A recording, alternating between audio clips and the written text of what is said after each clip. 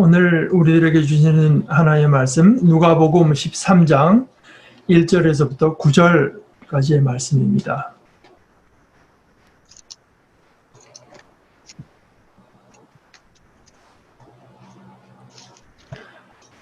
바로 그때 몇몇 사람이 와서 빌라도가 갈릴리 사람들을 학살해서 그 피를 그들이 바치려던 희생 제물에 섞었다는 사실을 예수께 일러드렸다.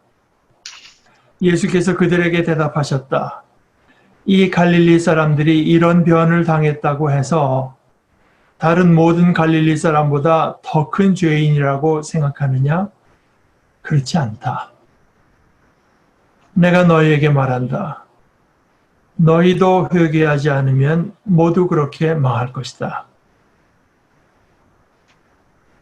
또 실로암에 있는 탑이 무너져서 치여 죽은 18사람은 예루살렘에 사는 다른 모든 사람보다 더 많이 죄를 지은 사람이라고 생각하느냐?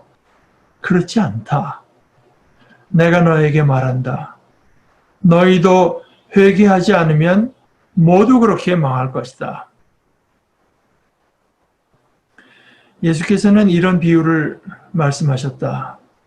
어떤 사람이 자기 포도원에다가 무화과 나무를 한 그루 심었는데 그 나무에서 열매를 얻을까 하고 왔으나 찾지 못하였다. 그래서 그는 포도원 지기에게 말하였다.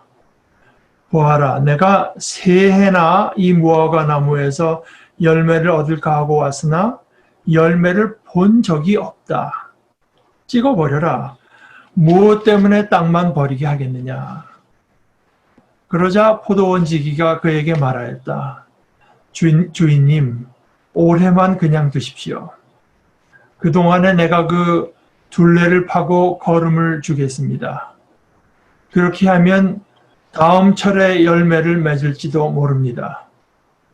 그때에 가서도 열매를 맺지 못하면 찍어버리십시오.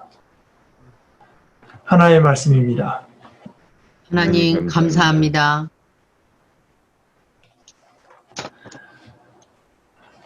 하나님께서는 온 세상을 지으시고 그 가운데 우리를 지으시고 그리고 이렇게 지으신 온 세상에다가 자신을 끝없이 나타내십니다. 일하십니다. 하나님의 자비를 나타내시고 지혜를 나타내시고 능력을 나타내시고 의로우심을 나타내시고 진실하심을 나타내시고 영원하심을 나타내시고 거룩하심을 나타내십니다. 이 세상에다가요. 또 인간 역사에다가요. 또 우리 한 사람 한 사람의 삶 속에다가요.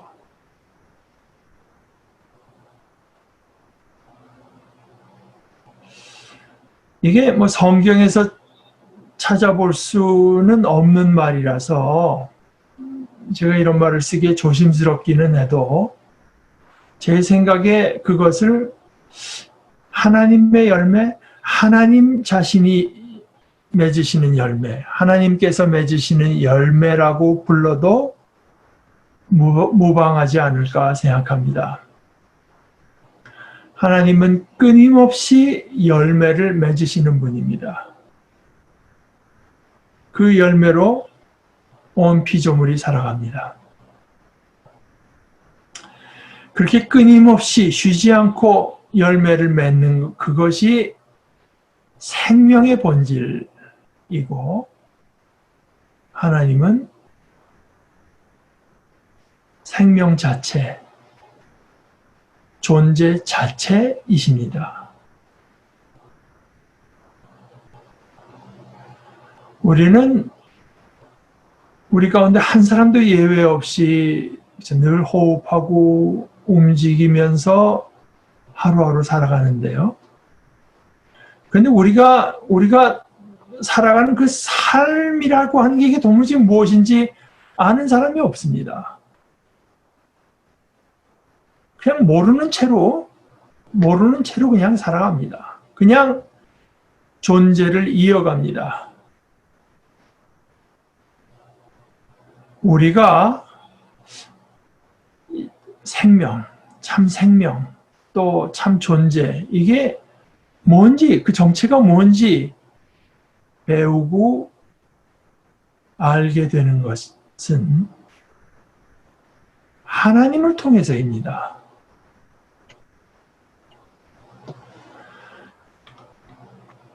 참 생명이며 존재이신 하나님, 그 하나님이 어떤 분이고, 그 하나님께서는 뭘 하시는지,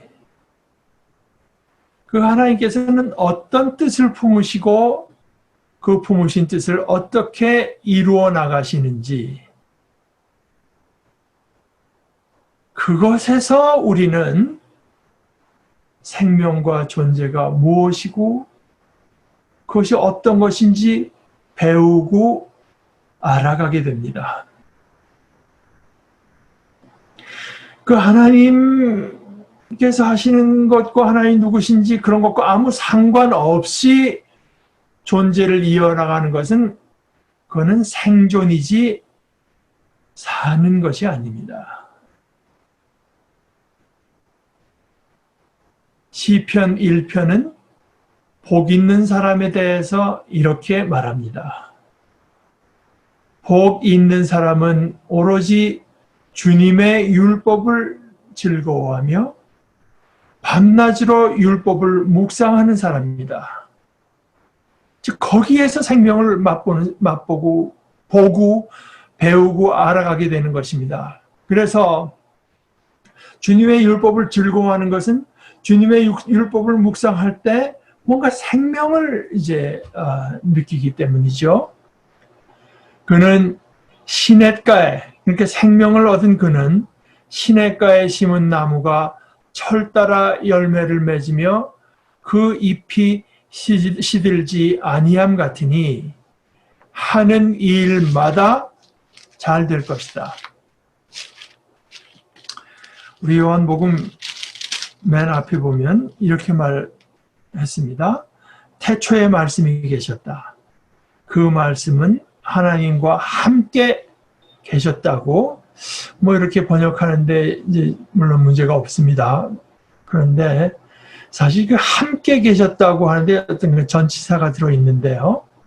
그 프로라는 전치사는 프로스라는 전치사는 하나님을 향해 있다는 뜻입니다.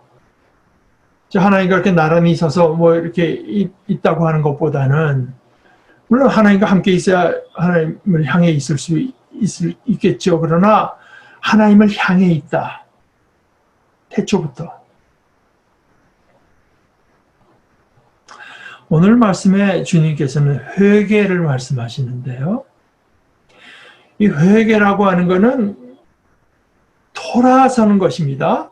회개는 돌아서서 돌이켜서 삶의 방향, 존재의 방향을 하나님께로 향하는 것입니다. 근본적으로 나의 삶과 나의 존재를 하나님 앞에서, 하나님을 향해서, 하나님 안에서 정의하고 이해하는 것입니다.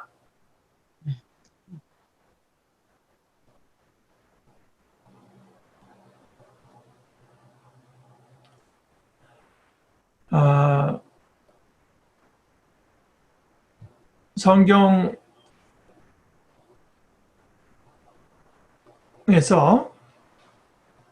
보다시피 우리 기독교 신앙은 죄를 강조하지요. 아마 다른 어떤 사상보다도 더할 것입니다. 죄가 뭐냐? 신약학자인 김세윤 교수는 성경에서 말하는 죄를 이렇게 정의했습니다. 자기 주장하려는 의지. 실로 이 자기 주장하려는 의지가 얼마나 끈질긴 것인지 우리 가운데 한 사람도 그것을 부인하기는 어려우리라고 생각합니다. 그런데 성경이 말씀하는 것은 이 역설적으로요. 우리가 이렇게 내 생각, 내 느낌, 내가 좋아하고 내가 싫어하는 것, 또 내 존재, 존재감, 이런 것을 주장하면 할수록 또 그것을 관철하려고 하면 들면 들수록 우리는 오히려 참 생명으로부터 멀어지게 된다는 것입니다. 제가 방금 관철하려 든다 이렇게 말씀드렸는데요. 근데 그게 관철하려 드는 데서 나아가서 그게 성공해갖고 진짜 관철이 되면 어떨까요? 자신이 원하는 대로 그대로 이제 되면 많은 것이 자기 개인의 삶도 그렇고요. 또 우리가 뭐 직장에서나 또는 친구 관계에 있어서도 그렇고요. 또 자신이 속한 가정, 또 자신이 속한 사회, 국가 이런 것이 이 모습이 내가 원하는 대로 되면 이게 어떨까요? 근데 그게 사실 우리가 원하는 게 그거잖아요. 그렇게 되면 삶이 아주 즐겁겠죠. 저는 그게 즐거우리라고 생각합니다. 내 뜻대로 다 되니까 즐겁지 않겠습니까? 근데 다만 거기에 즐거운 가운데 어쩔 수 없이 공허가 있을 것입니다. 즐거울 수는 있어도 진정한 만족은 있을 수 없습니다.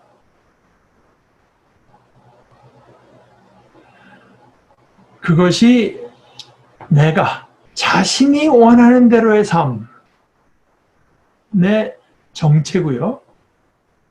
운명입니다. 진정으로 복이 있는 사람은 자신이 원하는 대로가 아니라 하나님께서 원하시고 뜻하신 대로 이루어지기를 원하고 그것을 자기의 원으로 삼고 그것을 위해서 힘쓰는 사람입니다. 만유의 창조주요 주제이신 하나님께서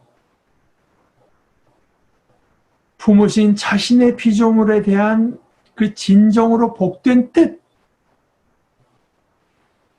그것이 나 자신에게나 가족에게나 친구 사이에서나 사회나 국가나 세상이나 교회나 나아가서 온 피조물에 그것이 이루어질 때 모든 것이 우리 자신들, 개개인 자신들뿐만 아니라 모든 존재가 비로소 만족하고 행복합니다. 공허함 대신 충만함을 느낍니다. 이 인간이라고 하는 게 모두 다 참 조금씩 또는 크게 병들어 있고 뭐 잘못되어 있으면서도 또 아주 작은 존재이긴 하지만 이 작은 존재인 이 인간이 이 온 세상을 가지고도 채우지 않습니다. 그래서 예수님께서도 그렇게 말씀하셨잖아요. 너희가 온 천하를 얻고도 자기 생명을 잃으면 뭐가 좋겠느냐. 이 온 세상을 다 자기 뜻대로 가져도 채워지지 않고 오직 하나님으로만 채울 수 있는 존재입니다. 인간은 그렇게 만들어졌습니다.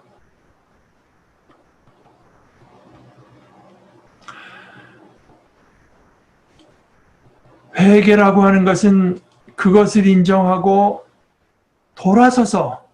돌이켜서 내 삶의 방향을 하나님께로 향하는 것입니다.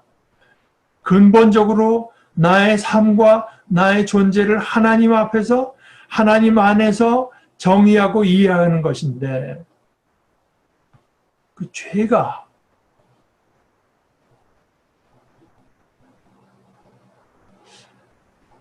사실 이 우리 안에 있는 이 자기 주장하려는 의지라고 하는 것은 끈질기기 짝이 없습니다.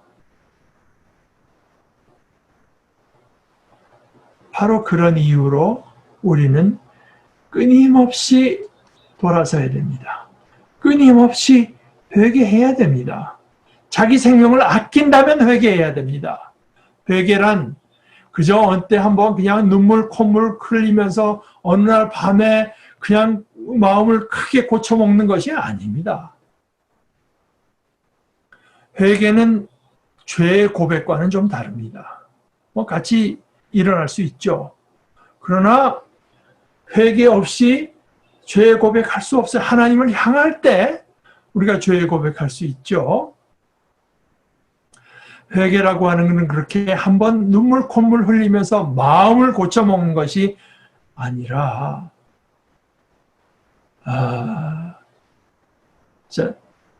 내 생각대로 내가 원하는 대로 내 눈에 그렇게 그럴듯하게 보이는 길로 가는 길에는 아무런 생명이 없고 열매가 없고 영원한 것이 없는 것을 늘 새롭게 인정하고 그때그때 하나님께로 돌아서는 것, 그것이 회개입니다.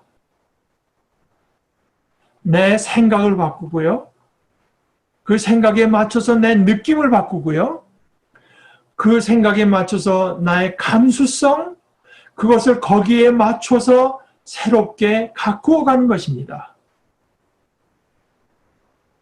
로마서 12장의 말씀대로 여러분은 이 시대의 풍조를 본받지 말고 마음을 새롭게 함으로 변화를 받아서 하나님의 선하시고 기뻐하시고 완전하신 뜻이 무엇인지 분별하도록 하십시오. 이것은 늘 일어나야 되는 일입니다. 그런데 여기 마음을 새롭게 한다고 우리말로 번역한 데는 여기 조금 오해의 소지가 있습니다. 아마 이게 원어인 헬라어의 뜻을 우리 한국에는 기독교가 전례가 늦게 됐으니까요. 우선 헬라어 영어 사전 같은 거를 통해서 이제 배우게 될 때 생겨날 수 있는 오해인데, 왜냐하면 영어에 이제 마인드라고 한 거를 우리말로 하면 되게 마음이라고 우선 번역하지 않습니까? 그런데 사실 영어의 용법을 보면은 20세기의 위대한 마인드들, 이런 책도 그런 것들이 이런 표현들을 많이 쓰는데, 여기가 마인드라고 하는 건 20세기의 위대한 마음들이 아니라 위대한 생각들이라는 뜻입니다. 이 헬라어로도 회개라고 하는 건 우선 생각을 바꾸는 것을 뜻합니다. 메타노이아, 생각을 주로 말하는 것입니다. 그리고 신약 성경에 앞서서 구약에 더 오래된 말씀으로 이 말의 근거가, 애초에 근거가 된 말은 구약 성경 그 히브리어의 슈브라는 말일 것인데, 이 슈브라고 하는 거야말로 이제 돌아서는 것을 그냥 뜻하는 말인데, 거기서 우선 뜻하는 것은 우리의 의지. 우리의 의지를 바꾸는 것, 이것이 우선이고 중심입니다. 우리의 뜻, 우리의 삶의 방향을 바꾸는 거죠. 바꾸지 않으면 어떤가? 바꾸지 않는 길에는 공허와 혼돈, 어둠밖에 없는 것을 인정하는 것입니다. 이 공허와 혼돈, 어둠밖에 없는 것, 이것을 다른 말로 해서 멸망입니다. 하나님이 세상을 이처럼 사랑하사 독생자를 주셨으니 이는 그를 믿는 자마다 멸망하지 않고 영생을 얻게 하려 하심이라.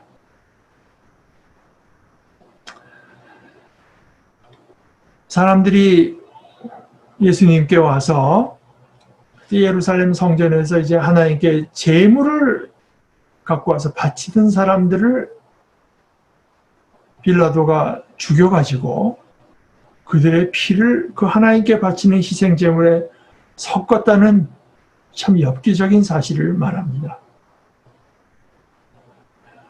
근데 우리가 성경에서 보다시피 거의 언제나처럼 예수님의 대답이 굉장히 의외입니다. 이 갈릴리 사람들이 이런 변을 당했다고 해서 다른 모든 사람보다 더 큰 죄인이라고 생각하느냐? 그렇지 않다. 내가 너에게 말한다. 너희도 회개하지 않으면 모두 그렇게 망할 것이다. 그래서 이들이 언급하지 않은 얼마 전에 있은 다른 이야기까지 언급하십니다. 또 그 실로암에 있는 탑이 무너져서 지어 죽은 18사람은 예루살렘에 사는 모든 사람보다 더 많이 죄를 지은이라고 했는데 원어의 이제 본래 뜻을 하게 말하자면 빚이 많은 사람이라고 생각하느냐? 그렇지 않다. 내가 너에게 말한다. 너희도 회개하지 않으면 모두 그렇게 망할 것이다. 참 이것은 오늘 설교와 직접 관련된 것은 아니지만 예수님께서 이렇게 2번씩이나 강조해서 말씀하셨는데 어디 가서 뭐 사고 당한 사람 보면 예수를 안 믿어서 그러네, 뭐 그 사람들이 뭘 잘못해서 그러네.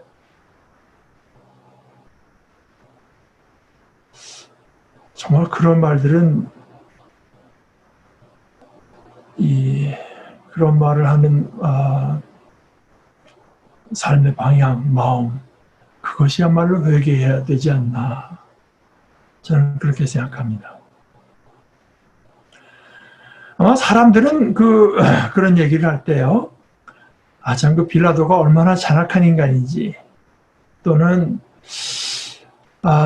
정말 이 하나님께 제물을 바치던 사람들인데 그 사람들이 바로 그 하나님의 집에서 당한 희생에 대한 어떤 그 신학적인 그 토론, 대답, 그것을 기대하고 예수님께 말을 건넸는지 모르겠어요.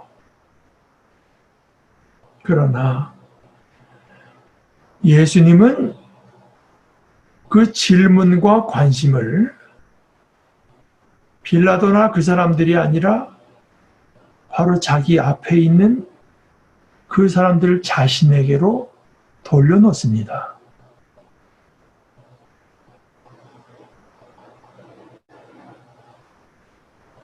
너희도 회개하지 않으면 모두 그렇게 망할 것이다. 블레이즈 파스칼은 우리 인간이 다 참 가난하고 비참한데요. 근데 그 자신의 그 절박하고 가난하고 비참한 처지와 운명, 어떻게 눈을 돌리려고 한다는 거죠. 거기서 눈을 돌리기 위해서 우리가 얼마나 늘 그 쓸데없는 것을 가까이에 두는지, 뭐 오락 같은 것도 거기에 해당되지만 오락뿐만 아닙니다.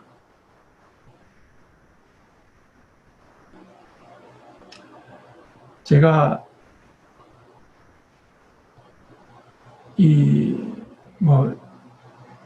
우리 믿는 사람들과의 대화에서 자주 느끼는 것은 이 사람들이 그 빌라도나 그 희생당한 사람들을 얘기하는 그 비슷한 그 대화가 우리들의 대화의 대부분을 차지하는 것 같다. 뭐 어떤 목사는 어떻고, 어떤 교회는 어떻고, 어디 뭐 프로그램은 어떻고, 뭐 선교가 다들 사실은 그 남의 얘기입니다.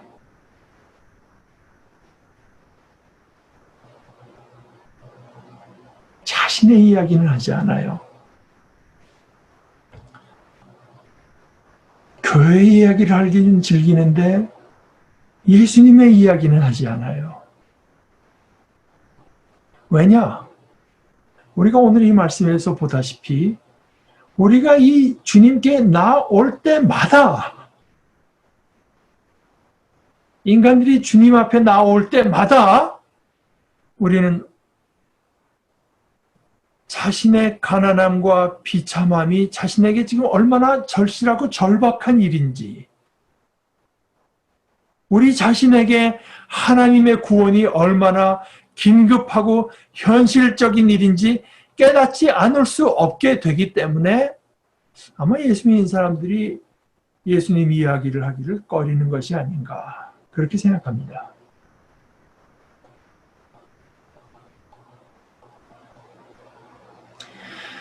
자신에게 사람들이 와서 그 희생당한 사람들의 일을 말할 때 나름대로 충격을 받은 사람들이겠죠. 그럴 때 주님은 그 말을 하는 그들 자신들의 가장 긴급한 일로 관심을 돌릴, 이것이 이제 영어 표현으로는 teachable moment로 삼으셨습니다. 예를 들어서 내가 갑자기 담배 피던 사람인데 어느 날 기침하다가 피가 섞여 나왔는데 검사해 보니까 암은 아닌 것 같지만, 그럴 때 한번 담배를 끊어야 된다고 하는 것을 이제 가르치는 teachable moment가 될 수 있죠. 큰 사회적으로도 세월호 사건 같은 것이 났을 때, 이게 결코 남의 일이 아니로구나. 그러니까 모두에게는 아니라도 많은 사람들에게 그것이 teachable moment가 되는 거죠. 그래서 예수님께서는 이 사람들이 와서 희생당한 사람들의 일을 말할 때 주님은 빌라도나 그 희생당한 사람들을 주제로 말씀하시는 것이 아니라 그것을 본인에게 온 그들 자신의 가장 긴급한 일로 관심을 쏟게 할 teachable moment로 삼으셨습니다. 너희도 회개하지 않으면 모두 그렇게 망할 것이다. 여기 이제 그렇게 망할 것이라는 말씀은 너희들도 다 그 꼴이 날 거야, 이런 말은 아닙니다. 그들과 같은 식으로 희생을 당할 것이라는 뜻이 아닙니다. 여러분, 회개하지 않으면 당신도 가다가 갑자기 강도를 만날지 모릅니다. 교통사고 날지 모릅니다. 이런 뜻은 아닙니다. 그들이 어떤 의미에서 망했죠. 그들이 망한 것처럼 당신들도 망할 것이다. 이 망할 거라는 데서 어떤 접촉점을 찾으신 것인지 그렇게 되리라는 말씀은 꼭 아닙니다. 예외가 없다. 그들의 삶이 보통 사람들의 삶이 그저 인간적으로 봐서는 죽을 때까지 별 큰 사고 없는 비교적 평탄한 삶일 수도 있습니다. 아니, 그 갈릴리 사람보다 더 험한 꼴을 여러분 가운데 당하는 사람이 있게 될지도 모릅니다. 내가 지금 그것을 말하는 것이 아닌데, 그러나 회개하지 않으면, 다시 말해서 하나님께로 삶의 방향을 돌리지 않으면 여러분의 처지라고 해서 결코 나은 것이 없습니다. 모두 그렇게 망할 것이다. 거기에는 예외가 없습니다. 그러면서 하시는 말씀이 이것이 여러분에게 얼마나 긴급한 일인지 아직 모르겠습니까? 지금은 어느 때인가 하나님의 기다림이 이미 만료된 시간입니다.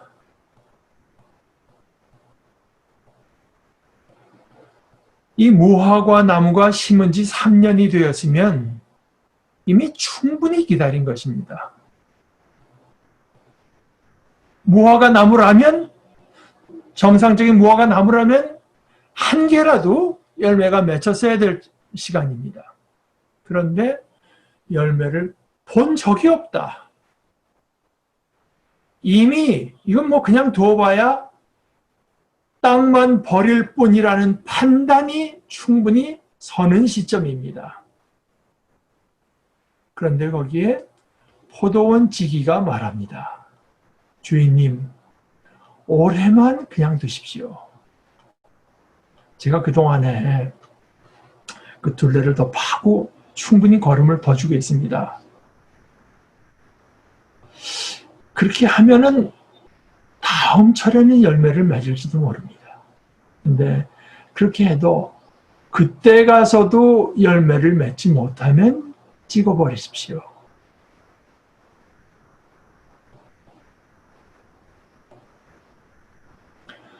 지금은 처분이 유예된 시간이고 그만큼 절박한 시간입니다. 이것을 모르겠습니까? 이것이 주님의 말씀입니다. 하나님께서 구약의 이사야 선지자를 통해서는 이 열매가 없다는 표현보다는 하나님께서 원하시는 열매가 없는 것을 말씀하셨습니다. 이스라엘은 만군의 주님의 포도원이고 유다 백성은 주님께서 심으신 포도나무다.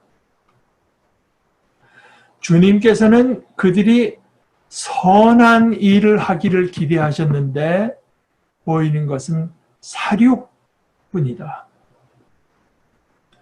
주님께서는 그들이 옳은 일 하기를 기대하셨는데 들리는 것은 그들에게 희생된 사람들의 울부짖음뿐이다. 포도원지기가 자신이 무화과 나무의 둘레를 파고 걸음을 주겠다는 것은 혹 그렇게 하면은 열매를 맺을지도 모르니 다음 철까지 조금만 더 기다려 주십사는 청입니다.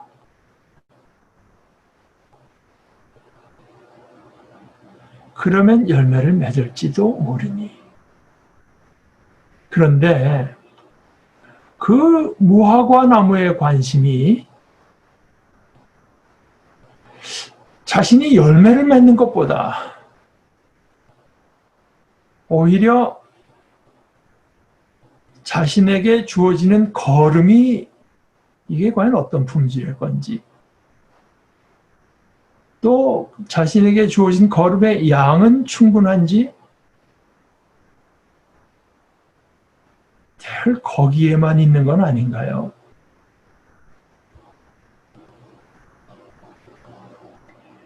회개하는 것, 즉 회개의 열매를 맺는 것은 어떤 것으로 대체할 수 없습니다. 그것을 대체할 수 있는 것은 아무것도 없습니다. 너희도 회개하지 않으면 모두 그렇게 망할 것이다. 아멘. 우리 함께 기도하십시다.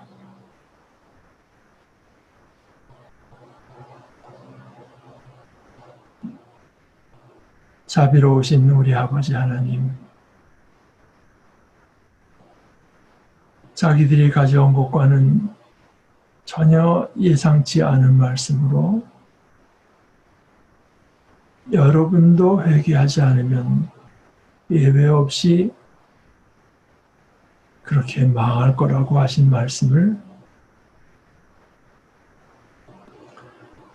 들을 수 있는 귀를 저희들에게 열어주시고 이 말씀을 복된 말씀으로 받아들일 수 있는 믿음과 순종의 마음을 저에게 더하여 주시옵소서. 예수님의 이름으로 기도합니다. 아멘.